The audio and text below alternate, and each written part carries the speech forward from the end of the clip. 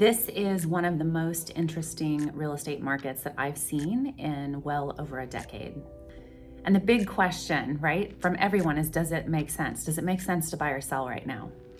And the answer is it 100% depends on your position financially, what you're trying to accomplish, whether or not you have to sell to buy, what it is you're purchasing, how long you're going to live there. There are some people right now that are ravenous to buy because they can. The market fits them. They plan to either hold or they're doing over 50% down in a jumbo loan and they're going to get a good deal on the house and refinance later. It just totally depends on who you are and what your situation is, whether or not it's a good idea. I think the trick is just getting off the national news, getting off clickbait about real estate if you follow it, which a lot of people do, and getting into a real consultation about what your situation is and whether or not it makes sense for you. Because look, when has the real estate market not been changing or had some problem, or whether it's like there's too many offers or not enough homes or the interest rates are too high or they're too low, so there's a million people bidding on each house. There's always going to be an obstacle.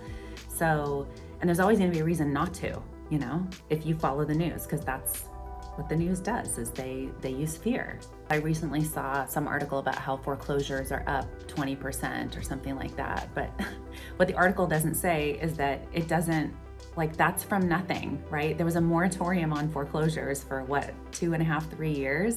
So a 20% increase from nothing, right, is very different than a 20% increase from a normalized foreclosure market. It's still well underneath what pre-COVID, pre-pandemic foreclosure rates are. And there's always foreclosures, always, in every market. So again, you just have to look deeper into the math. The truth is that most Americans are sitting on a ton of equity with an incredible interest rate. And this is probably one of the most healthy housing market situations that we've had in our lifetime.